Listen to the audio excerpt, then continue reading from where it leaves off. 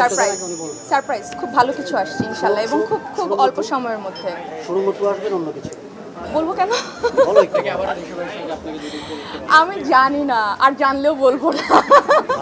আচ্ছা, আমি অনেস্টলি আমি মিথ্যা বলতে চাই না, সেটা আমি জানি, কিন্তু সেটার জন্য একটু অপেক্ষা করতে হবে। খুব ভালো কিছু আসছে এবং ইনশাল্লাহ, যেহেতু সুরঙ্গর পরে একটা কথা ছিল যে অনেক দিন হয়ে গেল আমার নেক্সট কি প্রজেক্ট আসবে, তো সেখানে দাগি এসছে।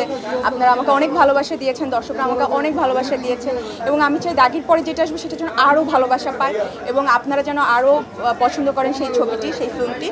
তো আমার মনে হয় সেরকমই একটা ছবি আমি পছন্দ করেছি, আমার লিস্টে নিয়ে এসেছি এবং খুব শীঘ্রই আপনারা জানতে পারবেন। অঞ্জন দত্তের সিরিজটার খবর এইটা আসলে আমি বলতে পারছি না, কারণ আমার শুটিং শেষ, আমার ডাবিং শেষ, পুরো প্রজেক্ট কমপ্লিট। এখন সেটা বলতে পারবে আসলে বিঞ্জ প্ল্যাটফর্ম বলতে পারবে যে ওরা কবে এটা আপনাদের কাছে পৌঁছে দেবে।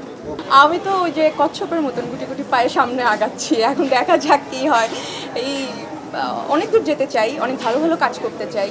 আমার একটাই ইচ্ছা যে হয়তো অনেক বছর পরে কাজ নাও করা হতে পারে, নানান কারণে না হতে পারে, সেটা শারীরিক হতে পারে, যে অসুস্থতার কারণে কাজ করতে পারছি না, বা যে ধরনের কাজ চাচ্ছি সেই ধরনের কাজ পাচ্ছি না। ইন্ডাস্ট্রিতে হয়তো নতুন আরও সুন্দর সুন্দর মুখ চলে এসছে যারা আরও ভালো কাজ করছে, এবং নানান কারণে হয়তো কাজ কমে যেতে পারে, বা হয়তো পরিবার শুরু করতে পারি সেই কারণে কাজ কমে যেতে পারে।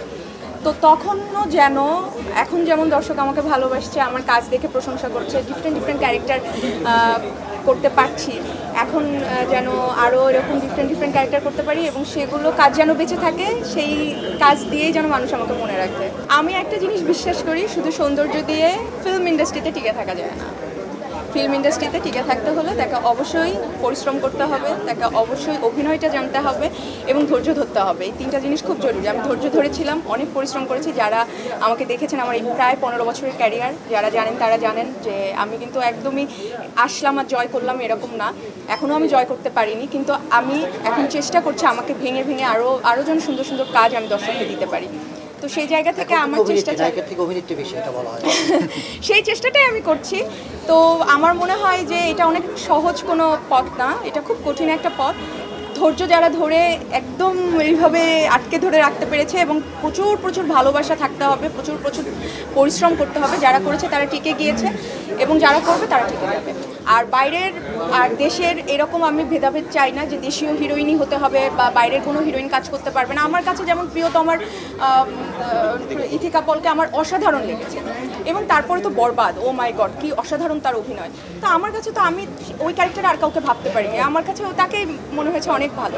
তো এরকম আমি যেটা সুরঙ্গ করেছি আমার কাছে মনে হচ্ছে আমি ভালো করেছি, দাগিতে আমার মনে হচ্ছে আমি ভালো করেছি। তো এরকম যেই চরিত্রে যে আসলে মানানসই তাকেই কাস্টিং করা হয়, তাকেই হয়তো কাস্টিং করা হবে। হ্যাঁ, তারপরেও আমি চাইবো যে আমাদের বাংলাদেশে অনেক সুন্দরী এবং গুণবতী, রূপবতী অনেক হিরোইন আছেন, অনেক অভিনেত্রী আছেন, তারা যেন কাজের সুযোগটা একটু বেশি পায়। Thank you.